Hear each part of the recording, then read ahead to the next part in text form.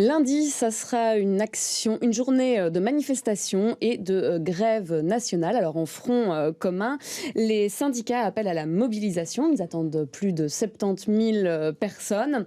Le mot d'ordre est évidemment la préservation du pouvoir d'achat. Et pour en parler avec nous, nous avons en ce studio Philippe Van Snick. Bonjour, vous êtes secrétaire fédéral de la CSC Bruxelles. Merci de nous avoir rejoints. Alors, l'ordre de mobilisation, à la base, il portait par rapport à l'évolution des salaires et notamment à cette négociation limitée à 0,4% pour la période 2021-2022. Alors, c'est toujours finalement votre mot d'ordre principal et c'est toujours pas assez pour vous ?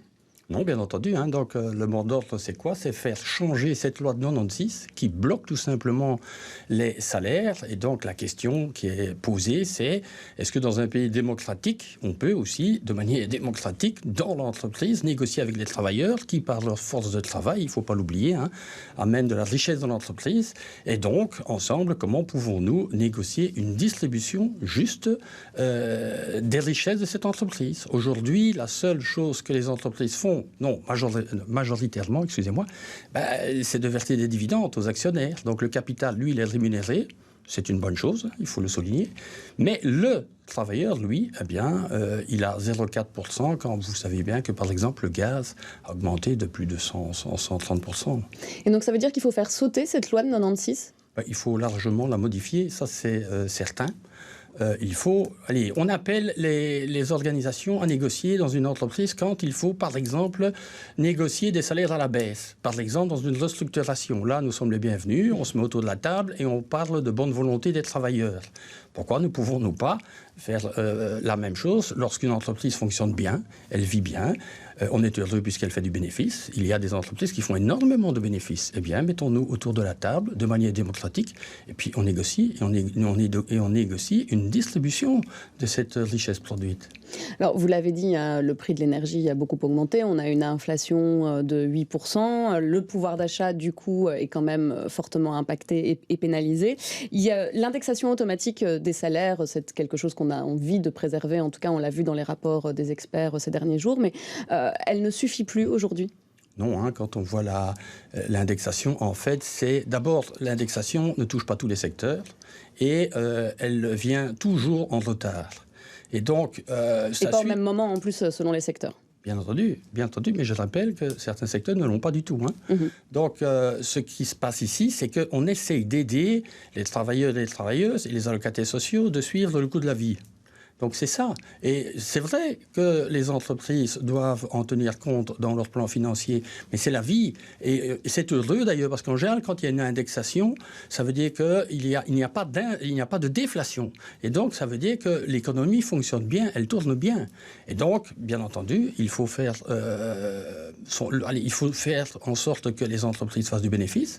Donc ça, il faut le souligner. Donc une entreprise, en général, ça doit faire du bénéfice dans le secteur privé, bien entendu. Oui, parce qu'il n'y a pas que les entreprises aussi. Cette indexation automatique des salaires, elle a des répercussions par rapport aux finances des pouvoirs publics aussi, puisqu'ils doivent également faire ces indexations, ce qui peut avoir des répercussions sur le service donné aux citoyens. Oui, mais il ne faut pas oublier que si vous avez un salaire normal, un bon salaire comme nous les revendiquons, on paye bien entendu des impôts et on le retrouve dans les impôts. Donc ce qu'il faut, c'est un système où il y a une bonne distribution des richesses et ensuite il y a une bonne redistribution des richesses par l'impôt et les cotisations sociales. Et donc, bien entendu, il y a des fois où on peut avoir des couacs, mais là c'est la négociation, qu'on se mette autour de la table et qu'on négocie. Donc c'est tout ce que nous demandons. Nous sommes en Belgique, nous demandons que les choses soient négociées.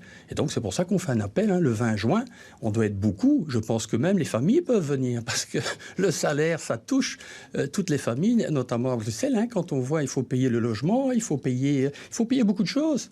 Donc moi, je pense qu'on doit dire le 29 juin, pour vos auditeurs, il y a l'audition au Parlement.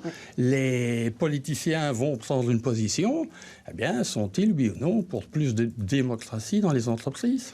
Un mot peut-être, Philippe Van Snick, justement, vous parlez de cette date du 20 juin, de ce choix de cette date, alors qu'on sait que justement les familles sont fort concernées par leurs enfants qui sont encore en examen, qui se demandent peut-être comment est-ce qu'ils vont arriver à l'école ce jour-là. Donc, je trouvais que c'était quand même un bon choix, et puis que c'était quand même important justement de faire cette manif avant le 29 juin, avant les vacances. Mais donc, moi, j'ai aussi des enfants qui sont aussi notamment pour 2 à l'université. Donc, les trains vont rouler. Hein. Donc, nous avons demandé pour que les trains roulent, pour la bonne et simple raison qu'on veut que les gens viennent sur le Seine. Mais la STIB ne va pas trop rouler. La SNCB, en tout cas, c'est sa manière de participer à la manifestation nationale et de soutenir les syndicats. Et donc, à la STIB, il y a toujours eu à la STIB une ferveur pour défendre le pouvoir d'achat de tout le monde. Et donc, probablement qu'il y aura des perturbations. Mais allez, on le savait depuis longtemps. Et donc, je pense qu'on peut s'organiser. Oui, ça sera une bonne occasion de prendre des trottinettes partagées. Il ne faut pas oublier qu'on se bagarre aussi pour un meilleur pouvoir d'achat pour les familles. Et donc aussi l'accès à l'école. Parce que l'accès à l'école, ce n'est pas que aller à l'examen, c'est aussi pouvoir avoir une éducation de qualité. Et vous vous bagarrez aussi pour une augmentation de l'intervention de l'employeur dans les frais de transport, vu l'augmentation du coût de l'énergie actuellement? Ben oui, parce que normalement, lorsque vous faites, et c'est un peu la logique, lorsque vous demandez à un travailleur de travailler pour lui, ben c'est un peu logique que ce soit l'employeur, l'entreprise qui paye les coûts de fonctionnement. Donc c'est dans cette logique-là. Il faut aussi dire qu'il y a des petits salaires. Les gens qui viennent et qui travaillent à domicile, ce sont des très très petits salaires. C'est vraiment des gens qui sont précarisés. Demain, lorsqu'on va exiger de tout le monde une voiture électrique, qui va pouvoir s'acheter une voiture électrique dans ce secteur-là? Donc ce sont des vraies demandes, et les entreprises doivent être conscientes que si elles veulent encore des travailleurs demain, ben oui, il y a certaines charges qu'elles doivent prendre en compte. Merci beaucoup Philippe Van Snick d'être venu ici.